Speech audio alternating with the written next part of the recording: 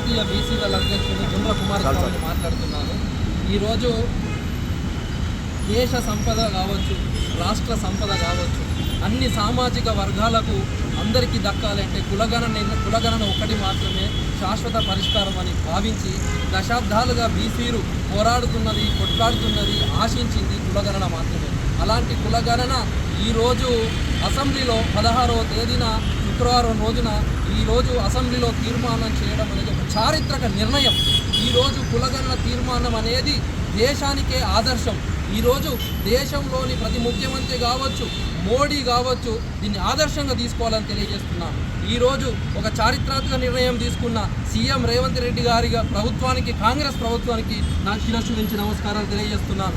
ఎందుకంటున్నానంటే దీనివల్ల కొన్ని లక్షల మంది జీవితాలలో వెలుగులు వస్తాయి, బీసీలలో వెలుగులు వస్తాయి. ఎందుకంటున్నానంటే కులగణన చేయడం వల్ల సామాజిక, ఆర్థిక మరియు విద్యా ఉద్యోగ స్థితిగతులలో తెలవడం వల్ల ఒక పూర్తి అవగాహన డేటా రావడం ద్వారా ఆయా కులాల మధ్యన ఉన్న అంతరాయాలను తొలగించవచ్చు.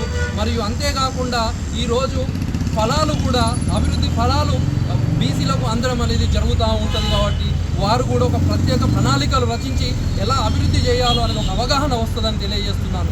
ఈరోజు ఒక చారిత్రక నిర్ణయం తీసుకోవడం వల్ల ఈరోజు దేశ స్థాయిలో మా బీసీ సంఘాలు అన్నీ కూడా ఈరోజు కాంగ్రెస్కు మద్దతు ఇస్తున్నాయి.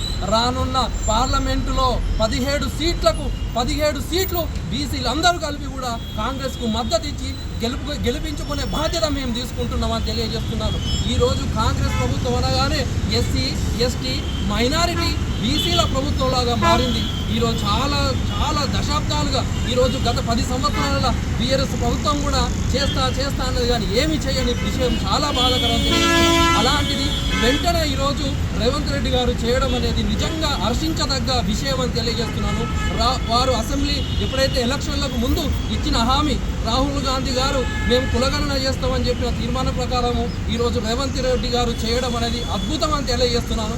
రానున్న పార్లమెంట్ ఎలక్షన్లో 17కు 17 గెలిపించి మేము గిఫ్ట్గా ఇస్తాం బీసీలం అని తెలియజేస్తున్నాను. Thank you. జై బీసీ, జై బీసీ.